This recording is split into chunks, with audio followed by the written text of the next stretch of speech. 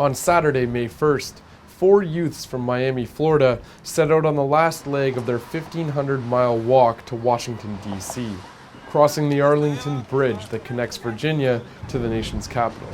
Their mission? To put the plight of the U.S.'s undocumented immigrants on the government's agenda. Carlos Quiroz is one of the marchers. Mr. President Obama, we need the raids and deportations to end immediately. We need the student deportations to end. We need the separation of families to end, and you have the power to do so. Deportations have gone up under the Obama administration, with more than 300,000 people deported in the past year alone. When Roa and his companions left Miami on January 1st, they had no idea that SB 1070 would be passed into law in Arizona before their arrival in D.C., a law that requires police to demand documents from anybody reasonably suspected to be there illegally, with a first-time punishment of up to 6 months in jail. All 4 of the marching youths are without documents, despite having spent almost their entire lives in the United States. For too long have our families suffered because of the broken immigration system. We continue to have our humanity denied by not being able to have Social Security, not being able to work legally, not being able to drive, having limited access to higher education. And with laws such as SB 1070 from Arizona, anti-immigrant laws, it has become evident that this is a racially motivated issue. What is reasonable suspicion? There is no way. You cannot know that. Who looks like a citizen and who doesn't? Who looks like an American and who doesn't? This is a country of immigrants. This is a country of immigrants. It's a diverse country. So how are you going to know who's American and who's not? As far as I'm concerned, I'm American. My family has been in California before white people came from Europe. Rosa Mendoza was one of the thousands who rallied in front of the White House to demand the president take the lead on immigration reform. Let's not forget history. All the states in the South were part of Mexico, so when they complain that there's too many Mexicans in Texas and Arizona and California, well, guess what? There should be too many Mexicans in Texas and California and Arizona and all those places. 35 of the protesters sat down in front of the White House fence, where they were eventually arrested. This included Congressman Luis Gutierrez of Chicago, who has been heavily critical of the president's inaction on these issues. Is that the action we take today will not end today. It will be followed tomorrow and the next week and the next month until comprehensive immigration reform is signed into law. On this day, people rallied in more than 50 cities, including reports of more than 60,000 marchers in Los Angeles alone. Back in D.C., Lucy Solis Carmona organized some of her classmates to come with her to the White House on Saturday. Because we don't want families to get separated and we want to have the opportunity to go to college. Like, just because we're Latin, we're Spanish, doesn't mean that we don't have the opportunity to go to college. Las personas que no son legal tienen que pagar la universidad 4 veces más que un ciudadano americano o un residente. Es como si fueran extranjeros y vinieran a estudiar acá. Education! Say education! Say education! One piece of legislation being supported at the rally is called the DREAM Act. D.C. immigration lawyer Arturo Viscarra explains the details. Students, high school students that came here when they were with their parents, undocumented, but who have grown up mostly in the United States and feel very much as they were citizens, don't have any of the culture of their country of origin, and allows them to have in-state tuition to go to college and qualify for the same type of benefits that any other student would have. And while Arizona was on everybody's mind, Viscarra pointed out the existence of similarly discriminatory federal programs that haven't gotten the same kind of exposure, such as the Secure Communities program.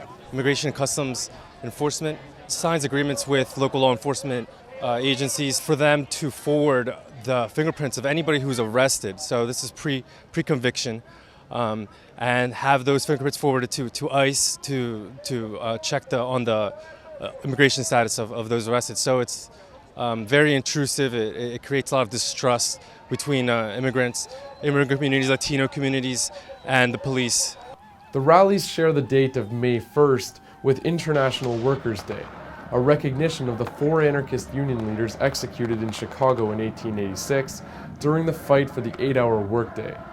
DC-based journalist Carlos Quiroz, who runs the Carlos in DC and Peruanista blogs, explained the connection. In most of the world, especially in Latin America, May the 1st, we celebrate the International Workers' Day.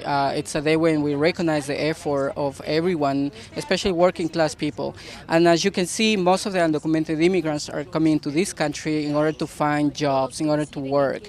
It's not like people come here just to find a more comfortable life, because most of the cases it's not more comfortable. It's a very sacrificing way of living, and people do it because they want to work to improve their lives and their families. So today is a day to honor that effort. The values of trying to find a job, to improve their lives, to help their children, those are values that people should appreciate instead of persecuting these immigrants.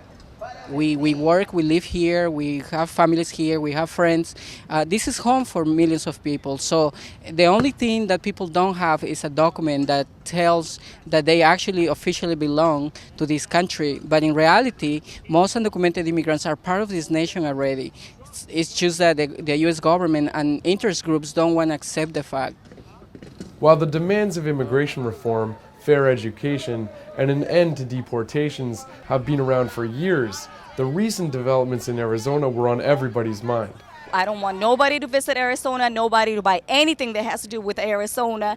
I want the people that live in Arizona to not buy anything if they don't need it. If you don't need to go shopping, don't go shopping. We need to show them the power we have.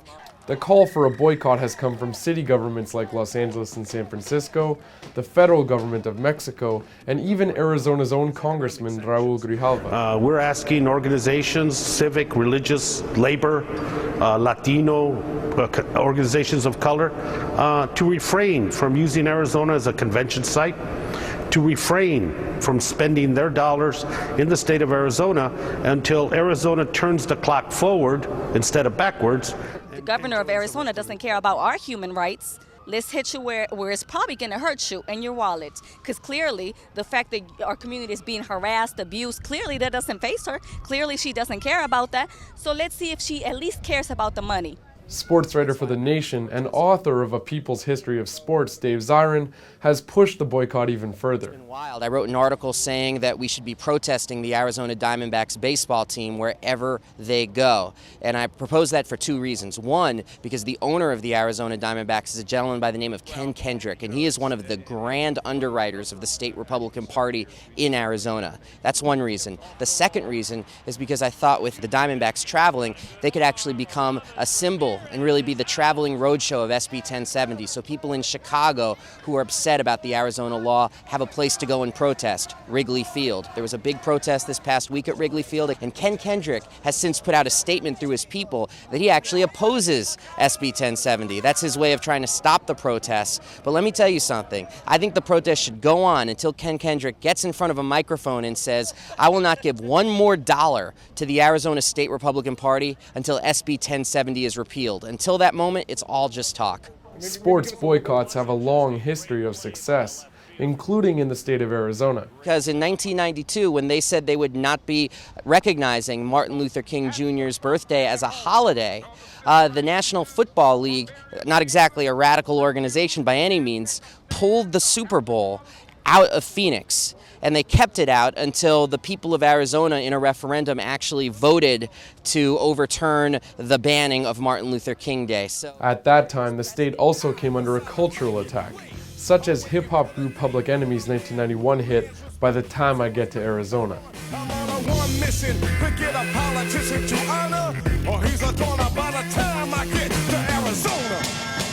Almost 20 years later, Zirin believes the Martin Luther King Day example is instructive. Because the Major League Baseball All-Star Game is going to be in Phoenix in 2011. So we got to keep the pressure up and make sure that Arizona basically becomes a pariah state until SB 1070 is overturned. Even in Arizona, it's not only SB 1070. The state legislature has just passed a law allowing for the firing of school teachers for having heavy accents, as well as a law that bans state funding for ethnic studies programs. Meanwhile, at least 7 other states are currently developing variations of Arizona's SB 1070. This isn't like the sort of thing where the options are either SB 1070 or nothing.